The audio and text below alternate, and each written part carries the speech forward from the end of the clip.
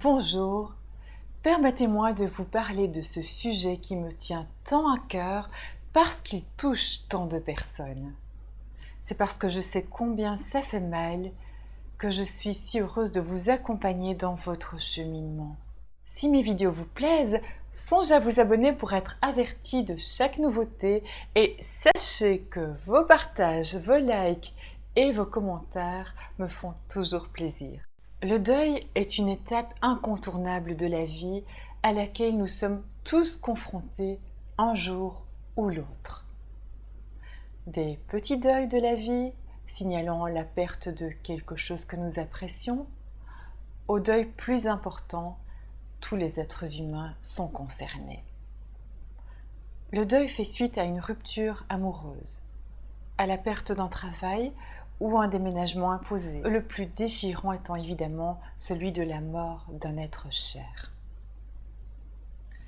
Nous sommes tous différents et les pertes qui traversent notre vie sont de niveaux et d'impacts différents.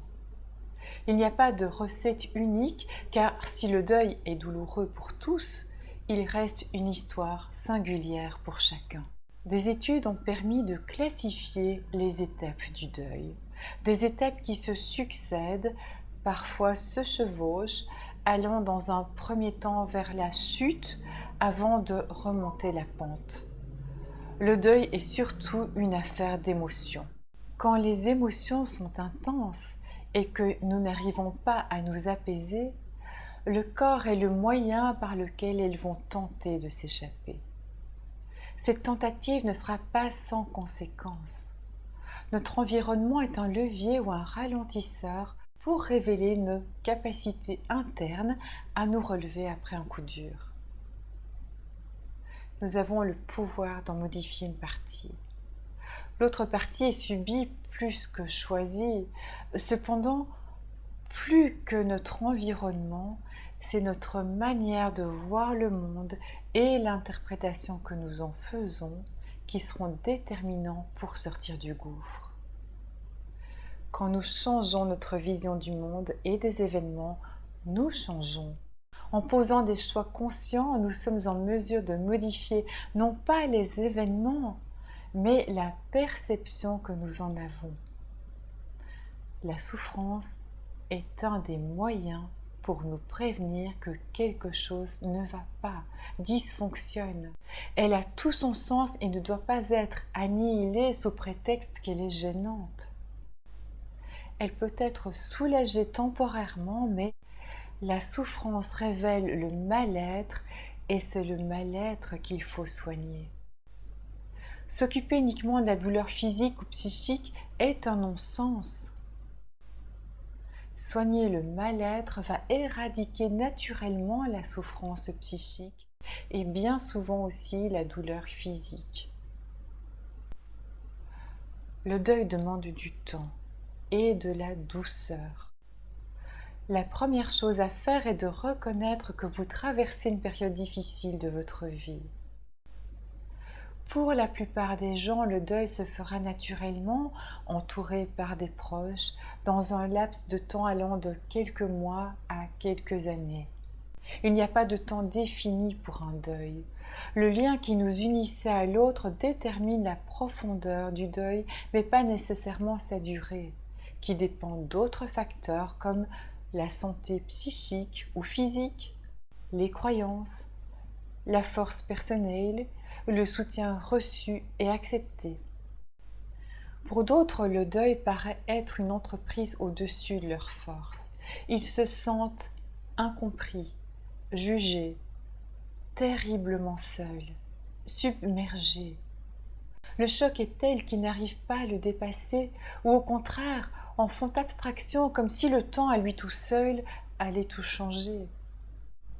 D'autres encore maintiennent parfois inconsciemment, mais pas toujours, leur affliction comme une marque de fidélité au disparu ou par signe de culpabilité d'être encore en vie.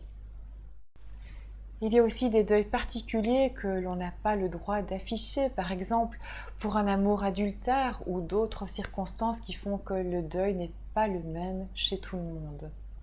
Des moyens d'apaisement et de ressourcement psychique sont plus qu'essentiels. Nous apprenons à nous laver les mains, mais peu ont appris à se vider la tête.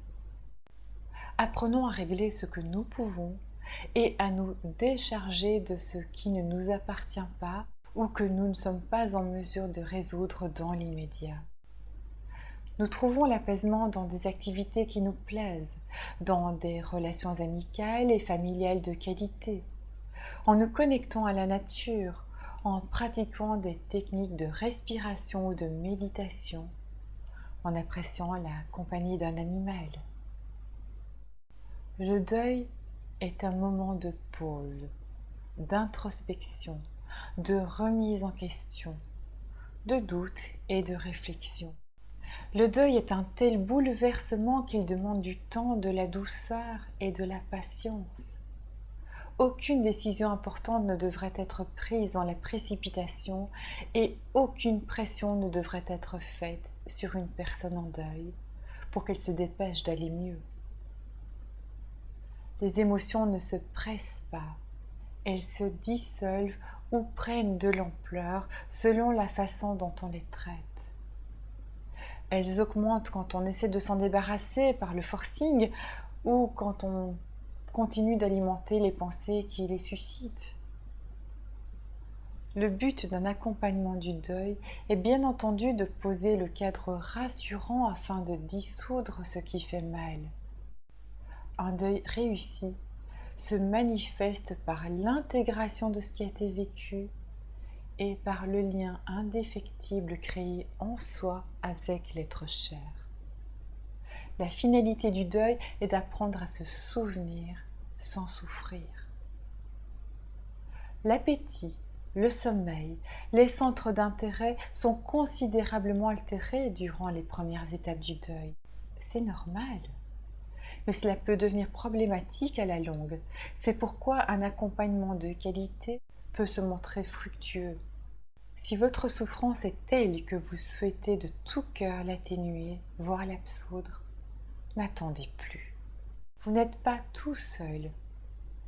Maman de 4 enfants, j'ai dû faire le deuil de mon fils aîné décédé à la suite du cancer du mélanome. Je me souviens très bien avoir songé au choix qui s'offrait à moi. Il y en avait 2. M'écrouler ou rebondir. Mon plus grand apprentissage est qu'il n'y a rien à apprendre que nous ne sachions déjà au plus profond de nous-mêmes. Nous souvenir de qui nous sommes vraiment et aider les autres à en faire autant est une transmission sans fin, mais la seule qui ait de la valeur parce qu'elle est profondément transformatrice. Dans les différents mouvements spirituels, on évoque souvent la nuit noire de l'âme. Il s'agit d'un effroyable passage à vide pour celui qui le vit, et ce passage survient le plus souvent suite à un choc de vie, comme un deuil. C'est douloureux à vivre. Dans un premier temps, on ferait tout pour l'éviter. Par la suite, quand on observe le chemin parcouru, on se rend compte de la différence entre l'avant et l'après. Plus rien n'est pareil. Le deuil peut être transcendé, nos émotions transmutées, et nous touchons à quelque chose qui nous dépasse et nous accueille dans l'amour le plus parfait qui soit. L'état de béatitude n'est pas l'objectif car cet état est transitoire. Par contre, la paix dans laquelle nous baignons au quotidien est plus grande que le bonheur. Le bonheur n'est pas constant parce que les circonstances de la vie ne le sont pas non plus. La paix peut s'accroître et devenir constante.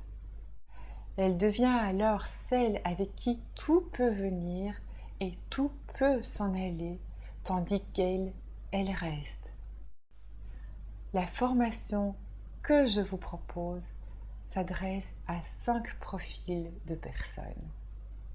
Les thérapeutes et les soignants qui veulent approfondir d'une manière à peine survolée dans leur formation de base ce qu'est le deuil.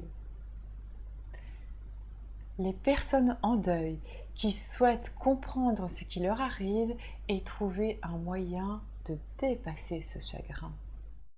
les personnes qui connaissent un proche concerné par le deuil et qui voudraient bien être un soutien efficace durant cette épreuve. Les personnes qui œuvrent bénévolement dans les maisons de repos, en unités de soins palliatifs ou continus et qui ont besoin de repères. Enfin, toute personne désireuse de casser le tabou de la mort et du deuil en apprenant ce qui concernera de toute façon un jour ou l'autre tout le monde. Tout au long de cette formation, je vous parlerai de tout.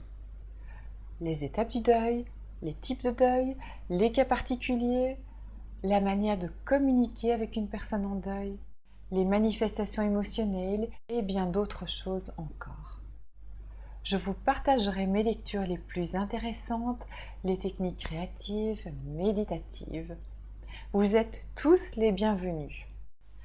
Vous pouvez déjà avoir accès gratuitement au webinaire dont je vous mets le lien dans le texte en dessous de cette vidéo. Et je vous dis à très vite.